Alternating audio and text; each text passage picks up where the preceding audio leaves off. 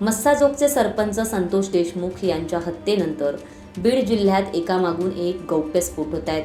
त्यामुळे जिल्ह्याचंच नाही तर राज्याचं वातावरण ढवळून निघालंय. आष्टीचे आमदार आणि भाजप नेते सुरेश अण्णा धस यांची तोफ सातत्यानं धडाडते.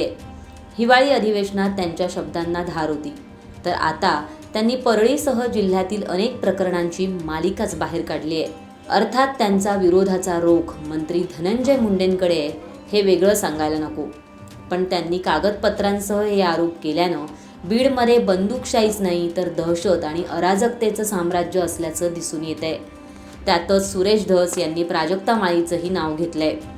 धनंजय मुंडेंबाबत सर्वात आधी करुणा शर्मा यांनी प्राजक्ता माळीचं नाव घेतलं होतं. त्यानंतर आता सुरेश धस यांनी आपल्या वक्तव्यात प्राजक्ता माळीच्या नावाचा उल्लेख केल्यानं सर्वांच्याच भुवया उंचावल्यात. अभिनेत्री प्राजक्ता माळी या आमच्याकडे येतात. प्राजक्ता ताईंचा अतिशय जवळचा पत्ता सापडायचा असेल तर आमचा परळी पॅटर्न आहे, असं वक्तव्य भाजपचे आमदार सुरेश धस यांनी केलं. ते नेमकं काय म्हणाले ते पाहूया. या 5 वर्षात एवढं कुठून आलं आणि आम्ही आपलं त्यांचं बघत असतो. रश्मिका मंडाना, परत ते कोणती हिरोईन ते लय नाच ते लय कंबर हल्ली तिथली सपना चौधरी, असे इव्हेंट बघायचे.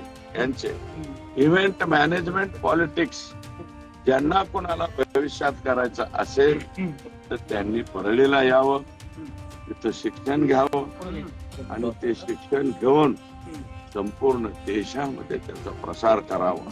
सपना चौधरी, रश्मिका मंडाना, अजून काय माझ्या नवीन नवीन प्राजक्ता माळी, प्राजक्ता माळी सुद्धा आमच्या इकडे येतात बरं का.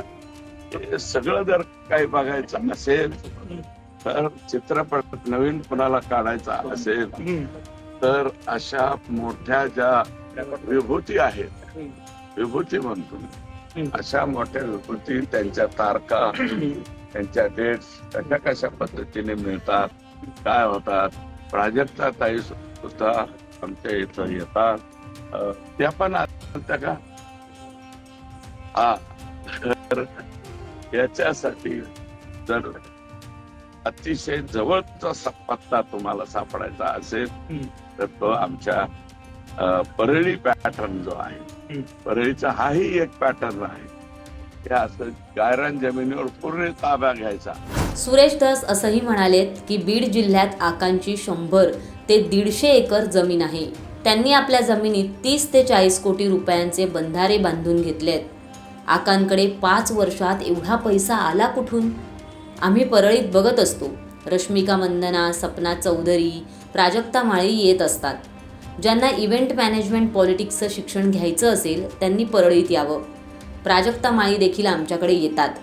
त्यांचा अतिशय जवळचा पत्ता सापडायचा असेल तर आमचा परळी पॅटर्न बघितला पाहिजे, असं वक्तव्य धस यांनी केलंय. काही दिवसांपूर्वीच बीड जिल्ह्यातल्या केज तालुक्यातील मस्साजोगचे सरपंच संतोष देशमुख यांचं अपहरण करण्यात आलं.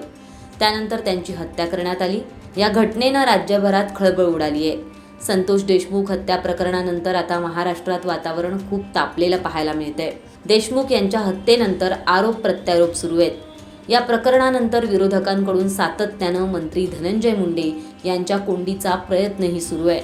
त्यांच्या राजीनाम्याची मागणी देखील त्यांच्याकडून केली जाते. त्यातच सत्ताधारी पक्षाचे आमदार सुरेश धस यांनी हे प्रकरण लावून धरलेलं आहे. त्यामुळे धनंजय मुंडे त्यांच्यावर झालेल्या या आरोपांवर आता काय उत्तर देणार हे पाहावं लागेल. अशाच प्रकारचे राजकीय व्हिडिओ पाहण्यासाठी माय महानगरच्या फेसबुक, ट्विटर आणि इंस्टाग्राम पेजला फॉलो करा आणि आमच्या माय महानगर लाईव्ह या यूट्यूब चॅनलला सबस्क्राईब करायला विसरू नका.